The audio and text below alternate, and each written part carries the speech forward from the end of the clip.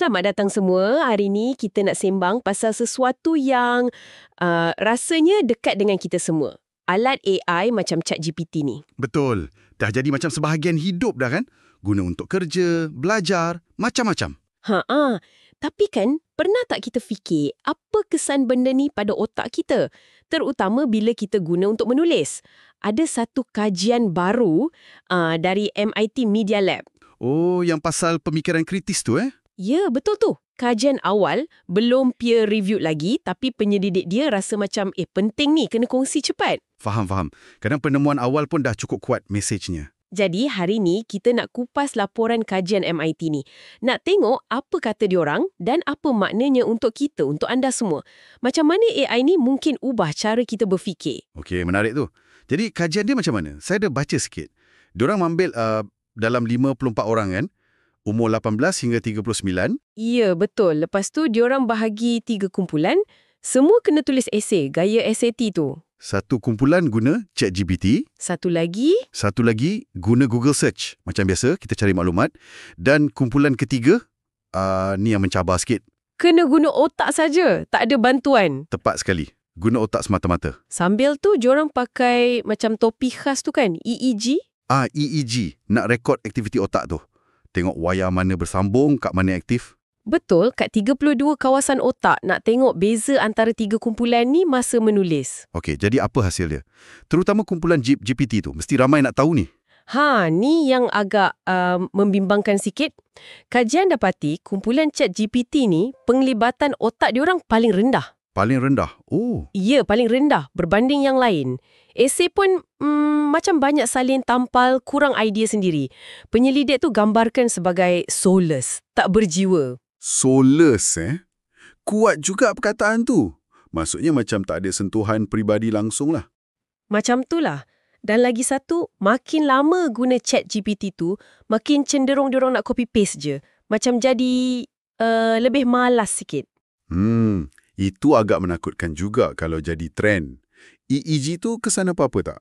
Ada. EEG tu kesan aktiviti berkaitan fungsi eksekutif macam merancang, fokus. Semua tu rendah juga kat kumpulan ChatGPT ni. Oh, okey. Jadi kalau banding dengan kumpulan otak sahaja tu, mesti kontra habis kan? Sangat kontra. Kumpulan otak sahaja, otak diorang memang aktif betul. Ada corak aktiviti yang saintis kaitkan dengan kreativiti, dengan proses memori, proses makna. Wah, jadi diorang betul-betul guna otak lah kiranya. Betul. Dan diorang rasa lebih terlibat, lebih seronok, lebih puas hati dengan esei sendiri. Kumpulan Google Search pun sama tau. Otak aktif dan puas hati. Okey, ini penting. Maksudnya guna AI macam ChatGPT ni lain kesannya berbanding kita cari maklumat guna Google Search. Bukan semua teknologi sama je impact dia. Tepat. Bukan semua skrin sama. Lepas tu ada ujian kedua pula pasal memori. Ni lagi menarik. Ujian memori, macam mana tu? Diorang minta semua tulis semula esei yang diorang dah buat tu. Tapi kali ni ada twist sikit. Twist apa pula? Kumpulan ChatGPT tadi, kali ni tak boleh guna AI. Kena ingat balik apa dia tulis. Manakala, kumpulan otak sahaja tadi, dibenarkan pula cuba guna AI. Oh, diterbalikkan situasinya. Jadi apa jadi? Kumpulan ChatGPT tu, susah diorang nak ingat esei asal. Aktiviti otak berkaitan memori, gelombang alfa, theta semua tu lemah je. Macam tak lekat kat kepala. Maknanya proses pembelajaran mendalam tu macam tak berlaku sangat lah ya? Macam itulah kata ketua penyelidik dia, Natalia Kosmina. Dia kata, anda pada dasarnya tak integrasikan apa-apa pun ke dalam rangkaian memori anda. Macam masuk telinga kanan, keluar telinga kiri. Aduh. Tapi ada berita baik tak? Pasal kumpulan otak sahaja yang dapat guna AI tu. Ini bahagian yang bagi harapan sikit. Kumpulan otak sahaja tu, bila dapat guna AI selepas diorang dah fikir sendiri, prestasi diorang bagus. Malah aktiviti otak lagi meningkat. Lebih tersusun sambungannya. Wah, okey. Ini penemuan penting ni. Maksudnya AI tu sendiri bukan penjahat utama. Betul. Isunya macam mana dan bila kita guna. Kalau kita dah ada idea asas, dah fikir sendiri dulu, AI boleh jadi alat bantu yang hebat. bukan pengganti proses berfikir tu. Faham.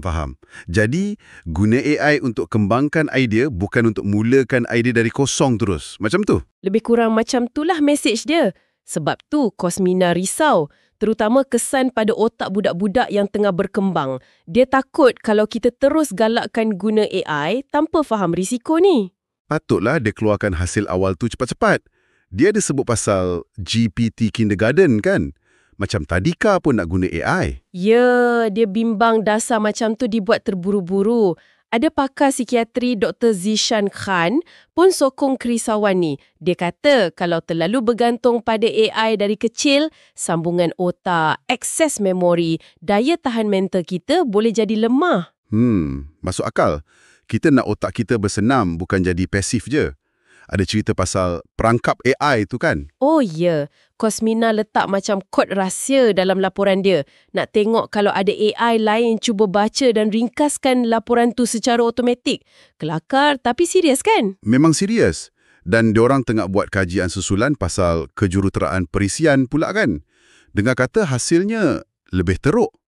Itu yang disebut. Ini kait rapat dengan isu syarikat sekarang yang mungkin nak guna AI ganti pekerja peringkat permulaan.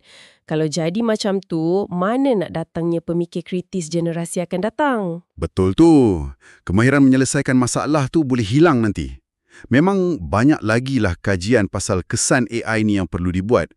Benda baru lagi kan? Memang baru. Jadi, kesimpulannya untuk anda yang dengar ni, apa dia? Ringkasnya, kajian awal MIT ni macam bagi amaran lah. Amaran yang kalau kita terlalu bergantung pada ChatGPT ini, otak kita mungkin jadi kurang aktif, pembelajaran mendalam terjejas, pemikiran kritis pun mungkin tumpul sikit. Tapi, ada tapi dia. Kalau kita guna dengan bijak, dengan sedar, mungkin lepas kita dah rangka idea sendiri, baru guna AI untuk polish ke, kembangkan ke. Ya, kalau macam tu, ia berpotensi untuk tingkatkan lagi keupayaan kita. Yang penting kesedaran tu. Faham yang alat ni ada kesan pada cara kita berfikir. Betul. Kena guna sebagai pembantu, bukan sebagai pengganti otak kita sepenuhnya. Tepat sekali. Guna untuk perkaya, bukan untuk ambil alih. Jadi, sebagai penutup, mungkin satu soalan untuk kita sama-sama fikirkan.